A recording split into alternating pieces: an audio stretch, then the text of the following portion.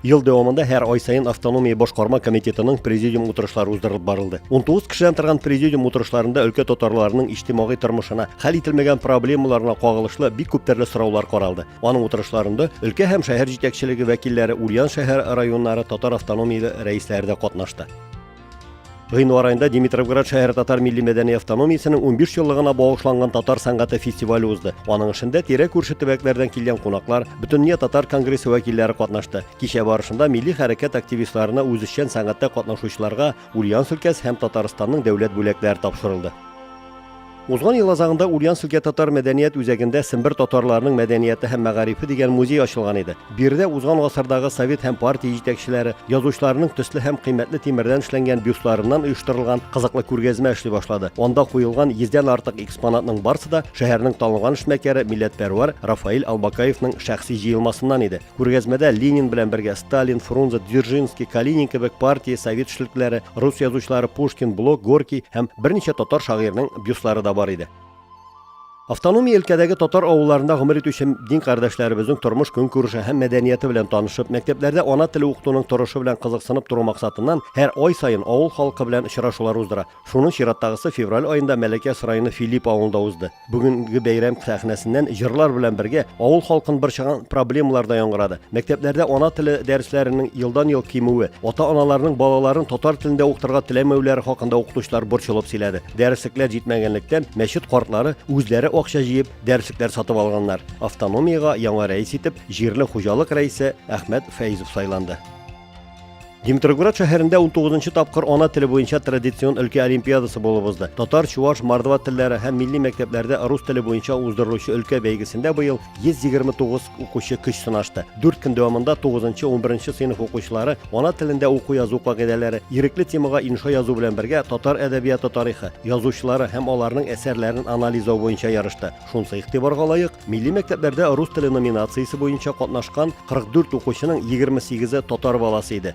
Җиңүче кубогына һәм өлкә мәгариф министрлыгының дипломына татар кызы Гүзәл Таирова лаек булды. Татар теле һәм әдәбияты номинациясендә Барыш районыннан Юлия Таирова һәм Димитровград шәһәреннән Лилия Сәгъдиева, Лилия Гәрәева һәм Илмир Юсуповлар җиңүче дип игълан ителде. Автономия соңгы елларда исемнәре онытыла башлаган шәхесләрне барлау һәм бөек якташларының исемнәрен мәңгеләштерү буенча гаять зур эшчәнлек алып бара. Мәгълүм булганча, Ленин мемориалында Сембер төбәгендә туып үскән, танылган 88 шәхеснең портретлары куелган. Кызганычка каршы, моңа кадәр алар арасында бер генә татар фамилиясе дә юк иде. Өлкә татар мөхтәрияте тырышлыгы белән әлеге хата төзәтелде. Биредә Чардаклы районы Әсән авылында туып үскән һәм озак еллар Галиаскар Камал театрында эшләгән СССРның халык артисты, Татарстанның һәм Башкортстанның атказанган артисты Габдулла Шамуковның портреты ачылды. Февраль айында герой шагыйрь Муса Җәлил истәлегенә багышлап шахмат буенча өлкә беренчелегенә традицион турнир булды. 3нче тапкыр уздырылучы әлеге турнир герой шагыйрь истәлегенә багышланганлыктан бәйге аның шигырьләре һәм хәрби тематикага язган җырлар белән башланып китте. Фикерләү сәләтен арттыра торган әлеге ярышка кем әйтмешли малае да бабае да килгән иде. Яшьләре 10ннан алып 79 яшькә кадәр. Ульяновск өлкә татар милли мәдәни автономиясе инициативасы белән бу бәйге 3нче тапкыр үткәрелә. Узган ел анда берничә кеше катнашкан булса, быел аларның саны берничә дистәгә җиткән. Февраль айында Карсун районында татар мәдәнияте һәм сәнгате айлыгы барды. Февраль айы дәвамында мәктәпләрдә һәм балалар бакчаларында татар җыр кичәләре, шигырь бәйрәмнәре һәм җирле язучылар белән очрашулар үтте. Ай буе барган бәйрәмгә район мәдәният йортында йомгак ясалды. Бу көнне сәхнәдә өлкәнең сәнгать осталары белән бергә Татарстаннан килгән җырчылар һәм язучылар да катнашты. Тантана буласы көнне Нугай иле авылында 40 сабыйга исәпләнгән Шишмә дип аталган яңа балалар бакчасы ачылды. Казан кунаклары СССРның халык рәссамы Аркадий Пластовның туган авылында, музейда һәм остаханәсендә дә булырга һәм бөек рәссамның байтак кына эшләре белән танышырга да өлгерделәр. Көннең икенче яртысында өлкәнең Татарча көрәш федерациясе президенты Фәнил Җаббаров Нугай иле авыл мәктәбендә көрәш буенча осталык дәресләре оештырды. Кичен мәдәният йортында Татар көрәш федерациясе һәм район хакимияте мәктәпләрдә көрәш төркемнәре оештыру, аларга ярдәм итү һәм үзара хезмәттәшлек турында килешүгә кул куелды. Тагын бер килешү Татарстанның милли китапханәсе белән төзелде. Аның нигезендә хәзер алар татар авыл китапханәләрен яңа китап белән тәэмин итәчәкләр.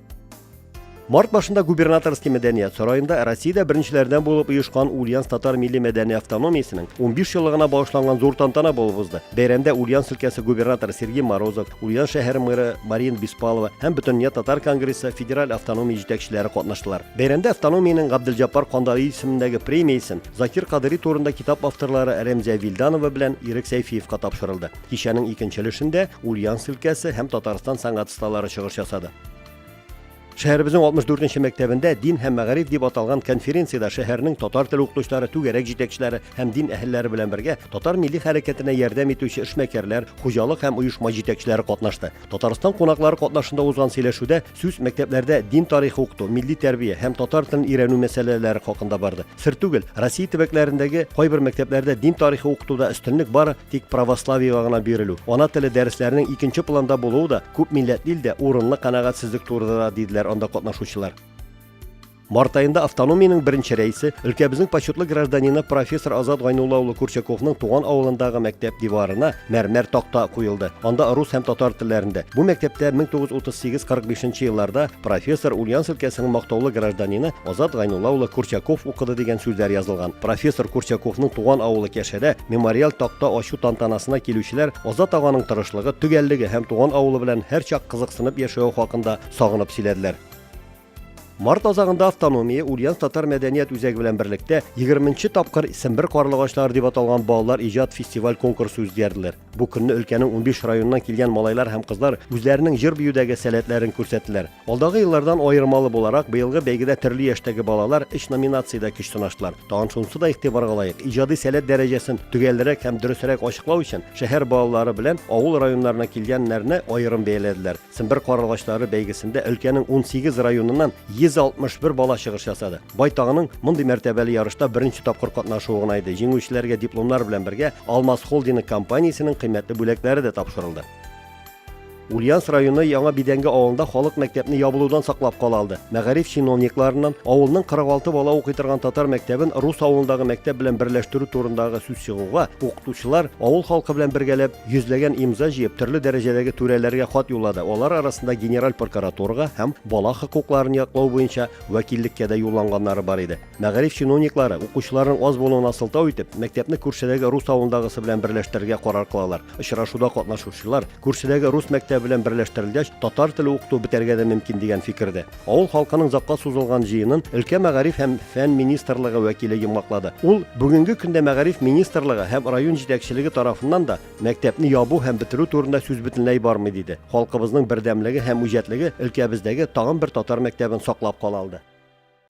Барыш районы Калды авылында татар теле һәм сәнгате көне булып узды. Аның кысаларында авыл мәктәбендә татар теле буенча ачык дәресләр, милли киемнәр, азык-төлек күргәзмәләре һәм милли уеннар буенча ярышлар үткәрелде. Район башлыгы һәм җирле автономия вәкилләре катнашында узган түгәрәк стелдә сүз милләттәшләребезне борчыган проблемалар һәм аларны хәл итү юллары хакында барды. Калды мәктәбе элекке еллардан бирле райондагы иң күп бала укый торган мәктәпләрнең берсе. Бүген монда 213 бала белем ала. Татар теле укыту башлангыч сыйныфлардан ук алып барыла. Укучылар ана теле буенча район, өлкә олимпиадаларында һәр елны алдынгы урыннарны алалар. Авылда сабыйлар туу ел сайын арта бара. Күптән түгел генә өлкә губернаторы Сергей Морозов катнашында балалар бакчасы ачылды. Тик шунысы гына аңлашылмады. Татар авылындагы балалар бакчасына татарча исем таба алмаганнар, аңа Семицветик дип исем кушканнар.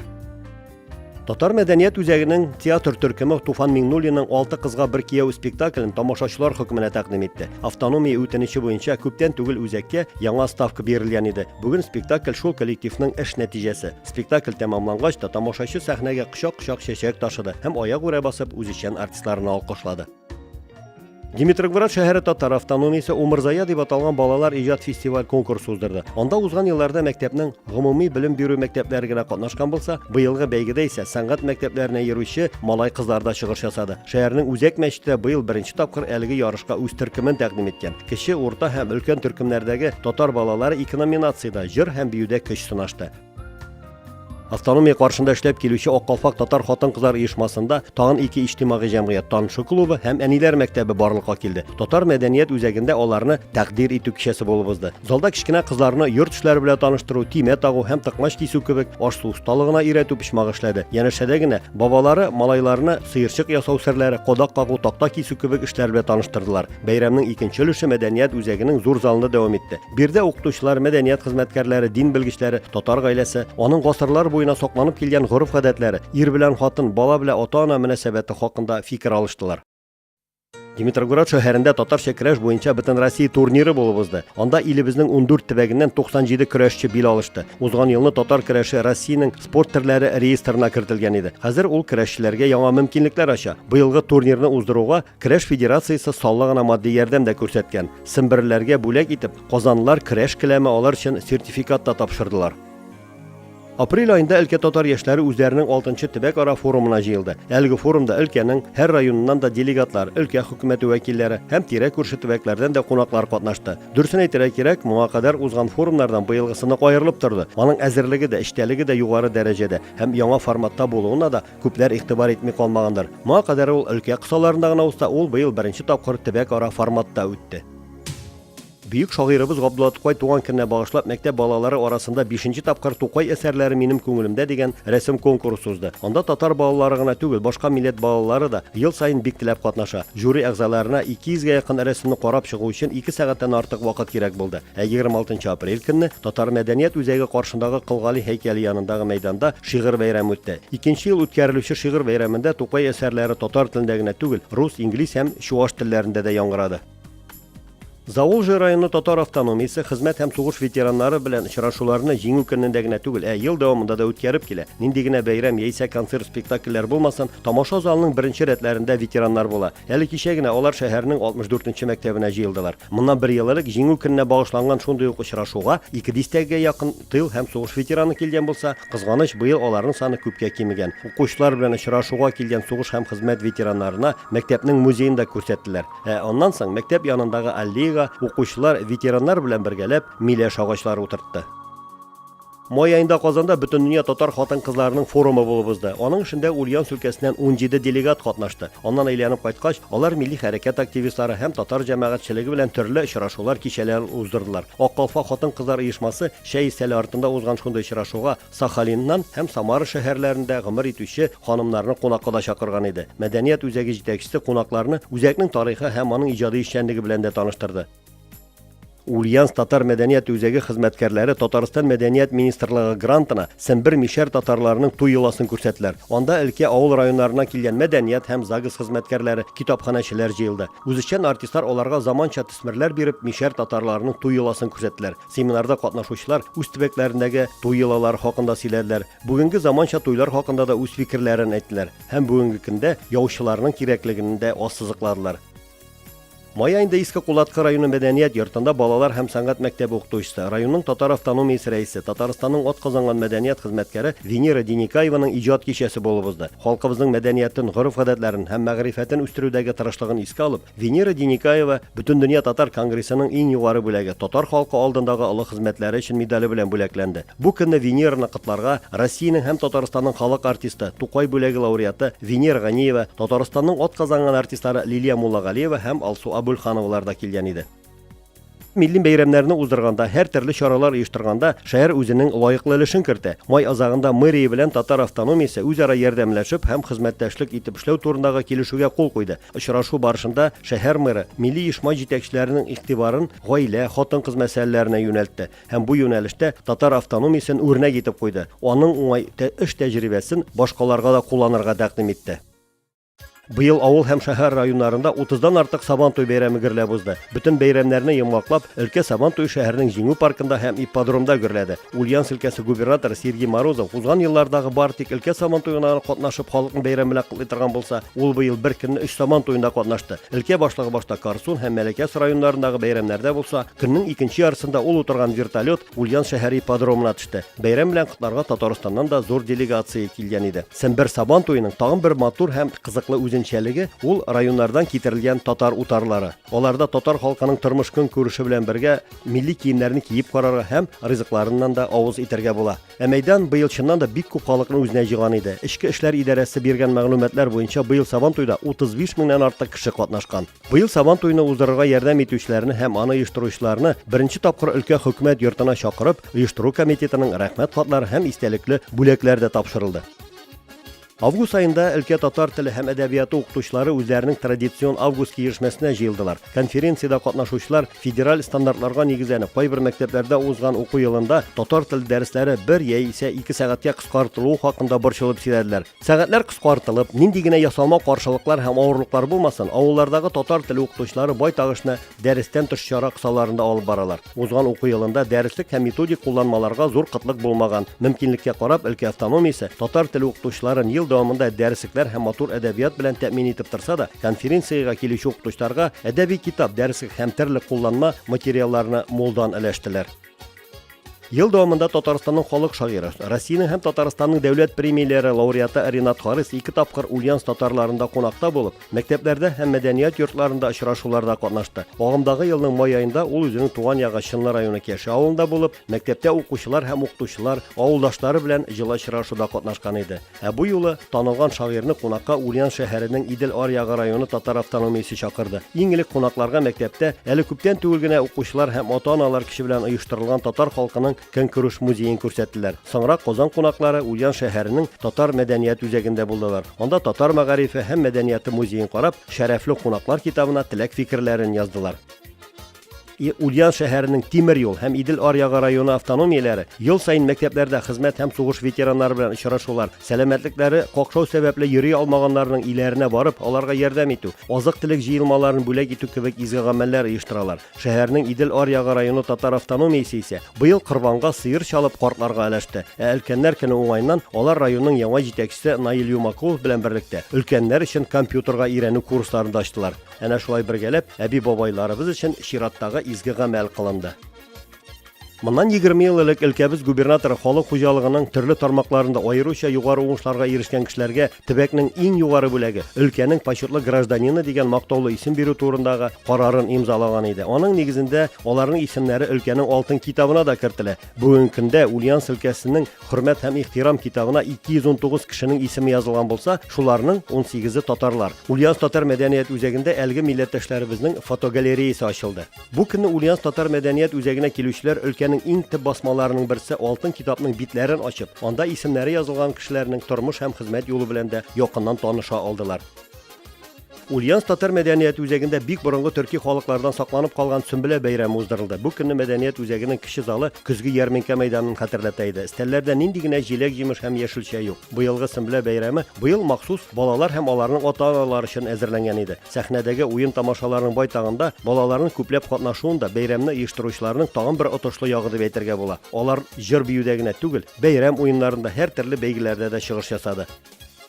Октябрь айында Казан мэры Илсур Метшин шәһәребезгә эш визиты вакытында Ульяновскның татар мәдәният үзәгендә дә булды һәм аның эшчәнлеге белән танышты. Казан кунагы зәвык белән эшләнгән татар мәдәният үзәгенең концерт залын өлкәнең мактаулы гражданнары фотогалереясын карады. Аннан соң әле күптән түгел генә Татарстан мәдәният министрлыгы грантына ачылган Сембер татарларының музеена кирип, андагы экспонатлар белән танышты. Бүгенге очрашу истәлек итеп Илсур Метшин Ульяновскның татар җәмәгатьчелегенә милләт тарихын һәм төбәк татарларының гореф-гадәтләрен саклауга керткән лаеклы өлеше өчен рәхмәт әйтеп, күнгә төшерелгән Казан Кремле күренешен бүләк итте һәм шәрәфле кунаклар китабына фикер тәсвирләрен дә язып калдырды. Идел аръягы районы башлыгы Наил Юмакулов Казан кунагына кыйммәтле симбирцит ташына ясалган Ульяновск рәсемен бүләк итте. Очрашу азагында Илсур Метшин мәдәни үзәкнең тамаша залындагы фойедагы сәхнәләрен һәм түбәсен төзекләндерергә вәгъдә дә бирде.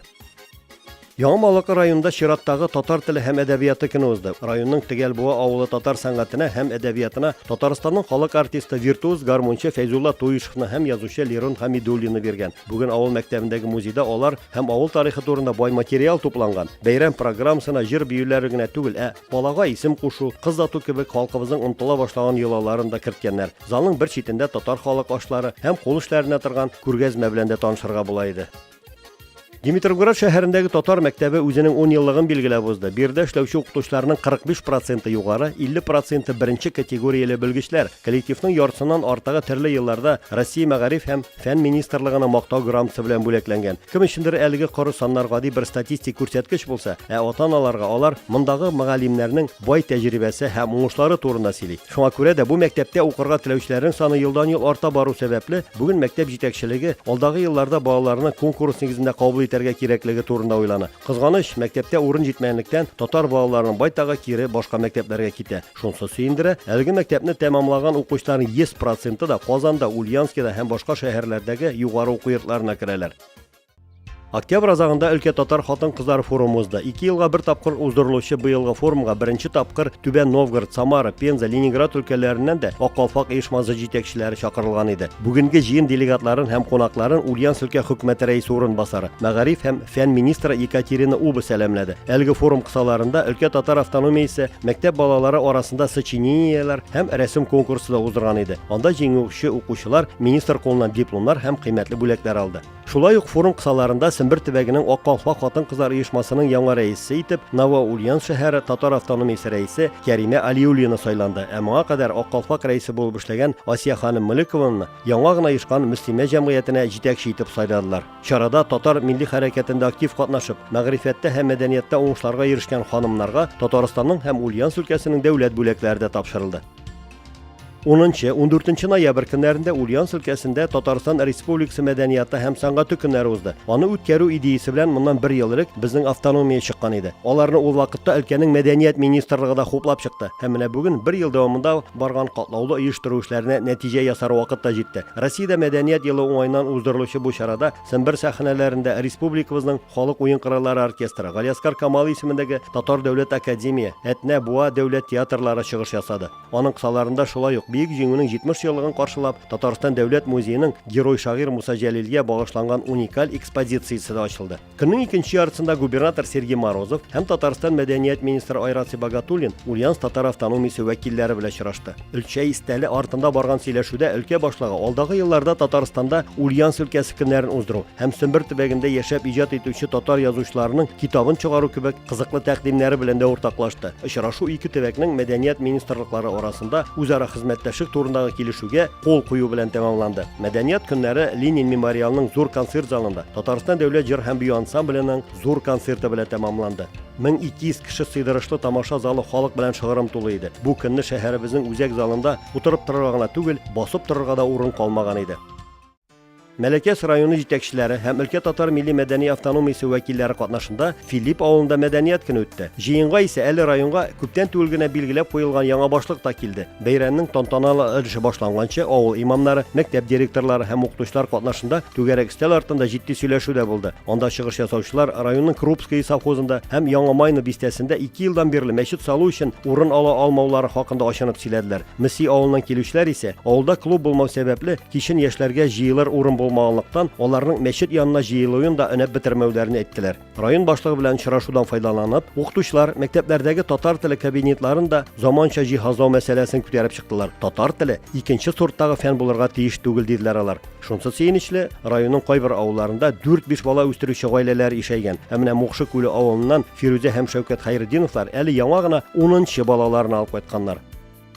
Татар авылының кызгы моңнары Иске Кулатка районында булып узган халык иҗаты фестивале әнә шундый исем астында үтте. Ул район авылларындагы сәнгать коллективларын тагын бер кат барлау белән бергә яңа исемнәрне ачу һәм мәдәният йортлары эшчәнлегенә бәя бирү өчен кирәк иде. Фестивальне карарга килгән тамашачы башта район мәдәният йорты фойесында халык кул эшләре күргәзмәсе белән таныша алды. Анда куелган әйберләрнең байтагымыннан 50-60 ел элек эшләнгән. Районның татар автономиясе рәисе фестивальне оештыручыларның берсе Венера Деникаева белдергәнчә, бу кичен сәхнәдә 150-дән артык кеше чыгыш ясаган. Бу көнне сәхнәдән бер генә кеше дә бүләксез китмәде. Аларның һәрберсенә дипломнар белән бергә меценат Эдуард Ганиевның кыйммәтле бүләкләре дә тапшырылды. Ульяновск татар мәдәният үзәгендә халкыбызның онытылмас моңнары дип аталган өлкә фольклор фестивале булып узды. Анда өлкәнең һәр районнан килгән үзешчән сәнгать осталары чыгыш ясады. Бу көнне сәхнәдән татар халкының онытыла башлаган җырлары, бәйит мөнәҗәтләре белән бергә Сембер татарларының моңа кадәр соңгы елларда бөтенләй дә ишетелмәгән борынгы җырлары да яңгырады. 4 сәгатьтән артык барган җыр һәм моң бәйрәменнән бер генә кеше дә бүләксез китмәде. Аларга бүләкләрне татар эшмәкәрләренең Сембер бизнес клубы егетләре әзерләгән иде. Димитревград шәһәрендә яшәп иҗат итүче Татарстан Язучылар союзы әгъзасы Равил Шафигуллинның һәм Гөлсинә Канапиның яңа китапларын укучыларга тәкъдим итү кичәсе булып узды. Татар мәктәбендә үткән әлеге иҗат кичәсендә язучыларның дуслары, каләмдәшләре һәм киң татар җәмәгатьчелеге катнашты. Сәхнәдән аларның шигырьләре, мәктәп укучылары һәм авторлар укуында яңгырады. Ульяновск татар мәдәният үзәгендә гадәти булмаган күргәзмә ачылды. Чигүле кул яулыгым, яшьлек бүләгем дип аталган әлеге күргәзмәгә бу көнне борынгы Сембер төбәгендә гомер итүче кызларның һәм ханымнарның төрле елларда чиккән 50дән артык кул эшләре куелган иде. Алар арасында моннан 60-70 ел элек чигелгәннәре аеруча да килгән тамашачыны сакландырды. Бүген инде аларның бик сирәкләре генә әбиләренең сандык төпләрендә гаилә ядкәре булып сакланып калган. Еракта калган яшьлек хатирәләрен яңартып, төрле төсләрдән үрелгән хәтер йомгакларын сүтеп караучылар байтак булды бу көнне.